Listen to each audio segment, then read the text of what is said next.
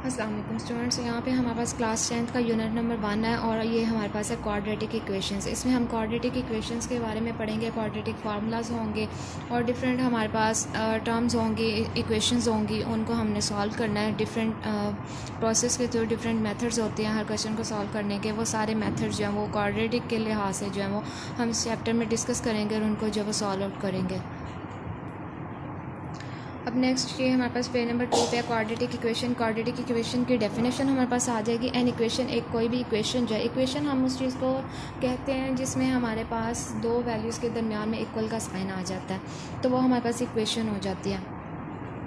Which contains the square of the unknown variable quantity, जिसमें हमारे पास जो है वो स्केयर होगा हमारे पास वेरिएबल क्वांटिटी का, ऐसी वेरिएबल क्वांटिटी का जिसको हम नहीं जानते। अननोन मतलब कि नहीं जानते, बट नो हायर पावर, इससे बड़ी पावर जो वो नहीं हो सकती। इस कार्ड क्वाड्रेटिक इक्वेशन, इसको हम जो है वो क्वाड्रेटिक इक्वेशन बोलेंगे। यानी कि कोई भी ऐसी टर्म जिसमें हमारे पास सबसे हाईएस्ट पावर जो है वो हमारे पास 2 हो, तो वो हमारे पास जो है वो क्वाड्रेटिक इक्वेशन कहलाएगी। उससे बड़ी अगर होगी तो वो क्वाड्रेटिक इक्वेशन नहीं कहलाएगी। और an equation of the second degree, या हम उसको सेकंड डिग्री इक्वेशन भी कह सकते हैं। Second degree equation in one variable x of the form, हमारे पास सेकंड डिग्री इक्वेशन जो है वो जिसमें हमारे पास सिर्फ एक वेरिएबल एक्स हो, वो इस तरह से लिखा जाता है, किस तरह से ए एक्स के plus B x plus C is equal to 0। ये हमारे पास सेकंड डिग्री इक्वेशन का जो है वो फार्मूला है।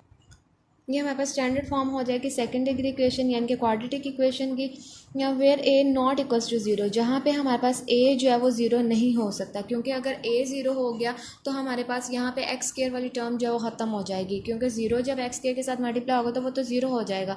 तो फिर ये हमारे पास जस्ट लीनियर बच जाएगा। लीनियर मतलब जिसकी पावर जो हमारे पास 1 होती है, तो हमें तो क्वाड्रेटिक इक्वेशन में पावर 2 वाली जो वैल्यू चाहिए होती है, तो इसलिए ए जो है वो यहाँ पे 0 नहीं हो सकता। And A B C are real numbers, और ए बी सी हमारे पास रियल नंबर्स होंगे।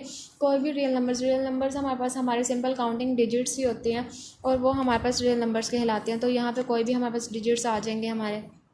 इसका द जनरल और standard form of a quadratic equation, ये जो हमारे पास A X square plus B x plus C is equal to 0, ये हमारे पास जनरल या स्टैंडर्ड फॉर्म कहलाती है किसकी, क्वाड्रेटिक इक्वेशन की।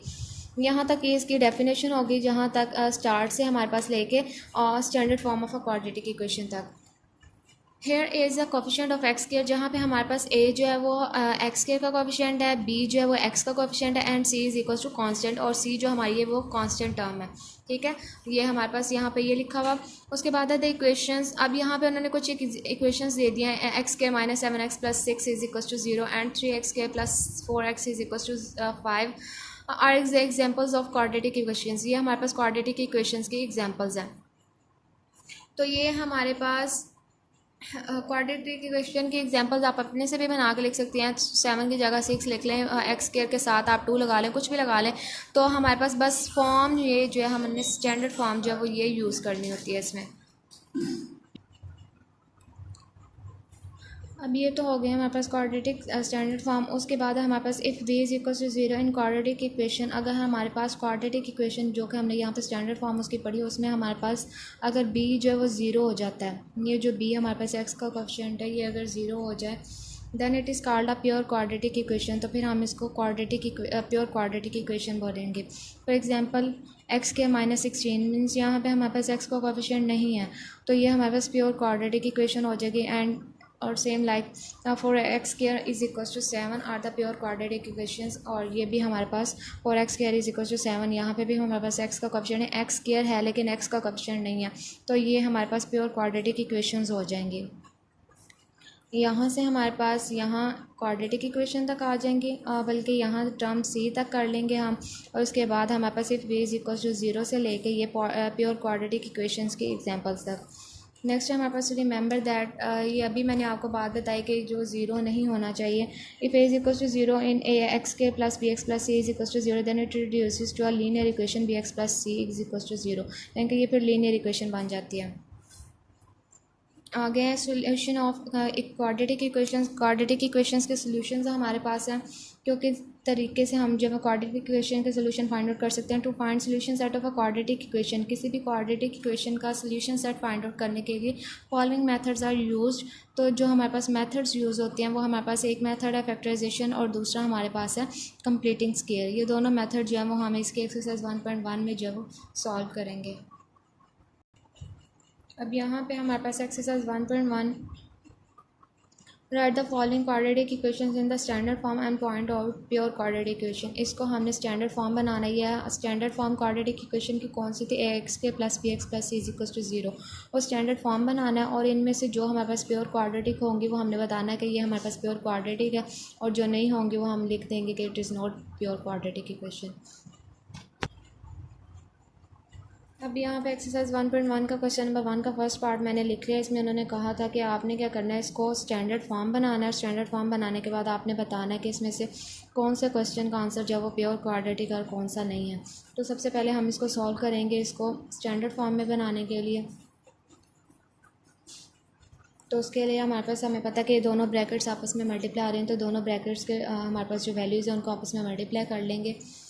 तो मल्टीप्लाई हमारे पास किस तरह से होगा, फर्स्ट टर्म को हम पहले जो है वो फर्स्ट टर्म हमारे पास यहाँ पे एक्स को इस फुल ब्रैकेट के साथ मल्टीप्लाई कर लेंगे। फिर देन हमारे पास 7 है, सेकंड जो हमारे पास वैल्यू है उसको इस फुल ब्रैकेट के साथ हम मल्टीप्लाई कर लेंगे। एक्स को एक्स के साथ मल्टीप्लाई किया तो एक्स को एक्स के साथ मल्टीप्लाई, एक्स का स्केयर बन गया। उसके बाद हमारे पास एक्स को जब हम 3 के साथ मल्टीप्लाई करेंगे तो -3x आ जाएगा, क्योंकि यहाँ पे इसके साथ प्लस, इसके साथ माइनस, प्लस माइनस माइनस, और ये माइनस और 3x आ गया। उसके बाद अब हमारे पास 7 है, 7 को मल्टीप्लाई करेंगे दोनों डिजिट्स के साथ, प्लस 7 का एक्स के साथ मल्टीप्लाई किया 7x, फिर हमारे पास प्लस माइनस माइनस 7 3 ज़ा 21 इज इक्वल टू -7। ये इक्वल के बाद वाली टर्म एज इट इज़ रहेगी हमारे पास।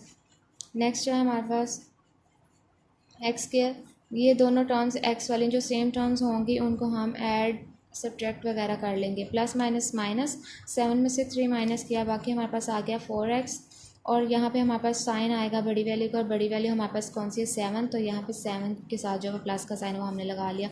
नेक्स्ट है हमारे पास -21, ये हमारे पास जो है वो -7 इधर आ जाएगा इक्वल की साइड पे, तो ये +7 हो जाएगा इज इक्वल टू 0, क्योंकि हमें पता है कि स्टैंडर्ड फॉर्म जो है वो हमारे पास 0 के इक्वल होती है, तो इसलिए हम इसको 0 के इक्वल कर लेंगे। ये इस साइड पे ले आएंगे value, x square plus 4x -21 plus 7 है हमारे पास, तो माइनस प्लस -21 में से 7 माइनस किया तो हमारे पास आ जाएगा 14, और साथ साइन आ जाएगा माइनस का।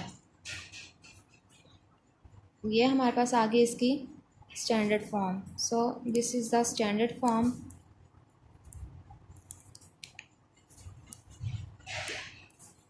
Of quadratic equation. इसी तरह से आप क्वेश्चन जब सॉल्व करेंगे इसके ऊपर, रजिस्टर्स के ऊपर सेम इसी तरह से यही लिखेंगे आप नीचे। So this is the standard form of quadratic equation. हमें पता है कि स्टैंडर्ड फॉर्म क्या थी, ax² plus bx plus c। तो अब हमारे पास a की जगह पे 1 हो गया, और b की जगह पे 4 हो गया, और c की जगह पे हमारे पास 14 हो गया। ax² plus bx plus c हमारे पास जो टर्म जो है वो बन गई इज इक्वल टू 0। ये स्टैंडर्ड फॉर्म बन गई। अब उन्होंने कहा था कि पॉइंट आउट करना है कि प्योर क्वाड्रेटिक है या नहीं।